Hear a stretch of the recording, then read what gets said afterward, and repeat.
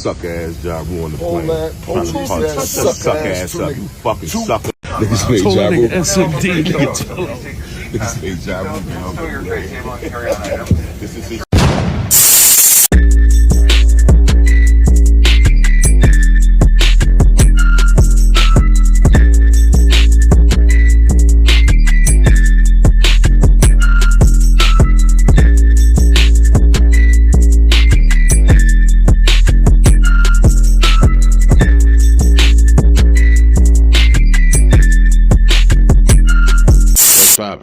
We'll just want to slide accordingly. The weekend after the Super Bowl, right, situation took place. Tony Yayo, Uncle Murda, you know, them two, they always roll together. And then you had Ja Rule. Now, if you know, you know, but for content purposes, I'm going to remind folks who might not understand all the way.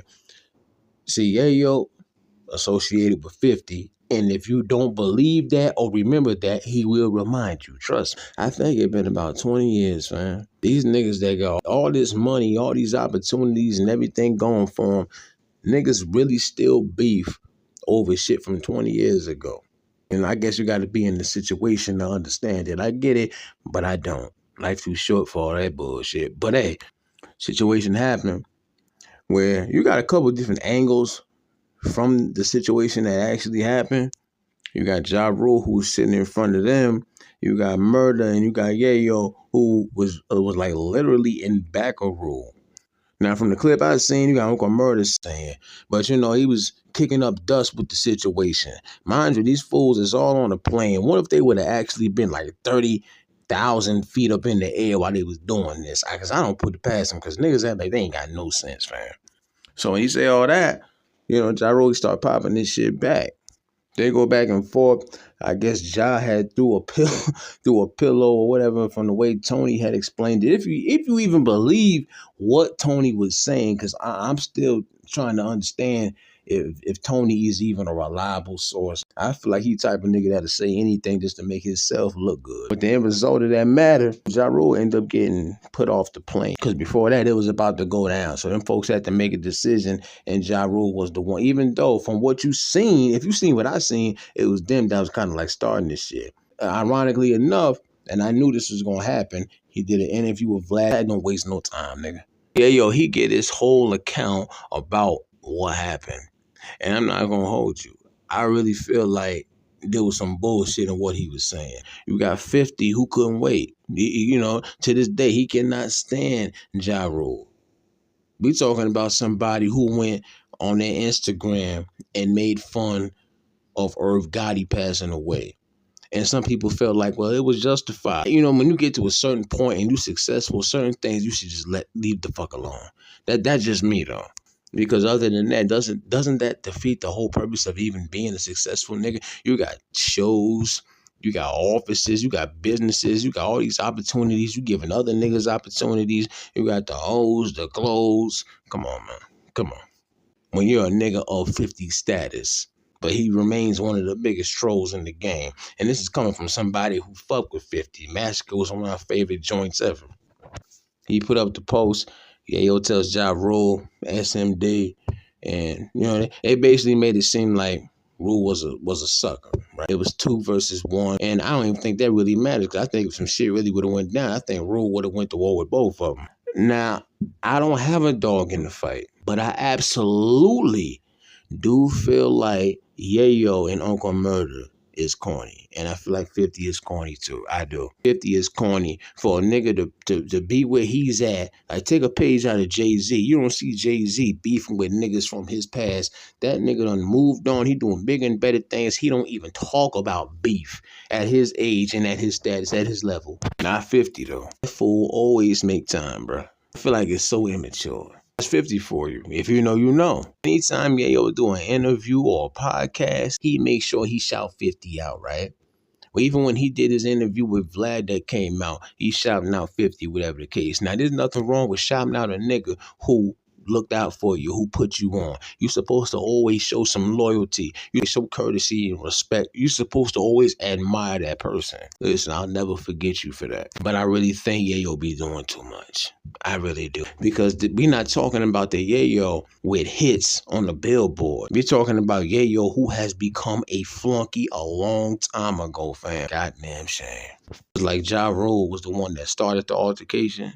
And there's not enough footage out there that I've seen that would confirm that.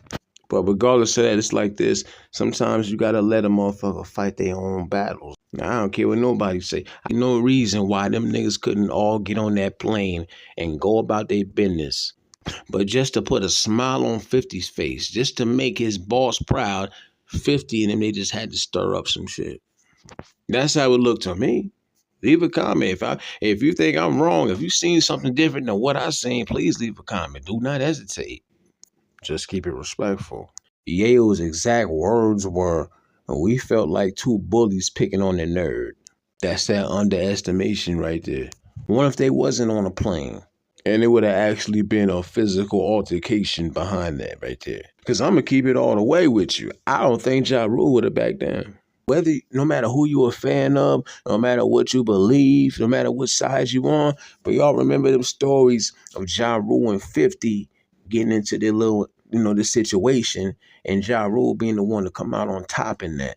50 never forgot that. Among other things, right? This video ain't long enough to break down that whole situation. I do not think that Rule would have had a problem squaring up with Yayo or Uncle Murda. I just don't believe it. There ain't nothing wrong with not rocking with a motherfucker because your mans who put you on, got you flying to these different places, change your whole life basically. You're loyal to him. It's y'all versus the world. I get that mentality. At the same time, there's a time and a place for that. Cause that could have went bad, bruh. Niggas is too old for that.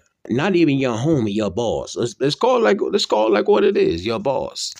There's a part of me that think Yayo scared of 50 his goddamn self. Am I the only one?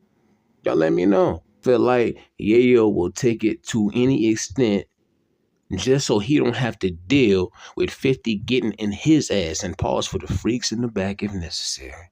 It's a goddamn shame to me. And don't get it twisted. I ain't saying Rule's no type of angel. I ain't saying this man is innocent or anything like that. But when you see a situation when you got two niggas versus one, and those two niggas are operating off of that one dude who's over them, who cannot stand that one nigga. Come on now. I can't stand a flunky, cuz. Can't stand no damn follower. I can't stand motherfuckers like that. Why? Because you get to ride first class, coming back from the Super Bowl to the Super Bowl and back. Because you get to travel the world. All of that is tempting. But I'm going to tell you something. Principle and morals can never be bought. You hear me? And here's the crazy part about it. And this is how you know Yayo got a complex. Because I'm looking at a clip of Yayo and Uncle Murda doing the podcast, and he talked to Uncle Murda the same way I can imagine 50 talking to him. I could see him letting 50 talk to him crazy, but then he bottles it up and he take it out and he lets it out on Uncle Murda. Like, what are we doing? I'm scared to death of 50. Your man's got a problem with them.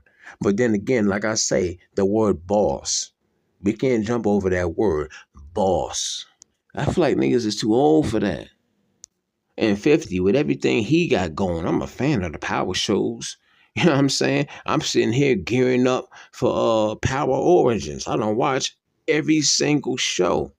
But with all that going on, how could you find it within yourself to still have beef for the nigga from 20 years ago?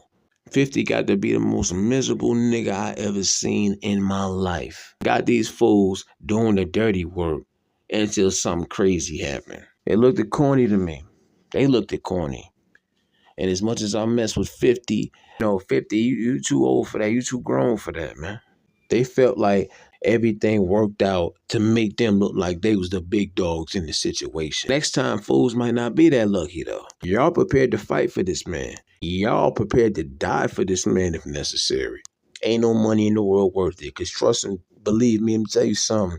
As much as Yayo love to talk about how life is so good, shouldn't that be what it's all about?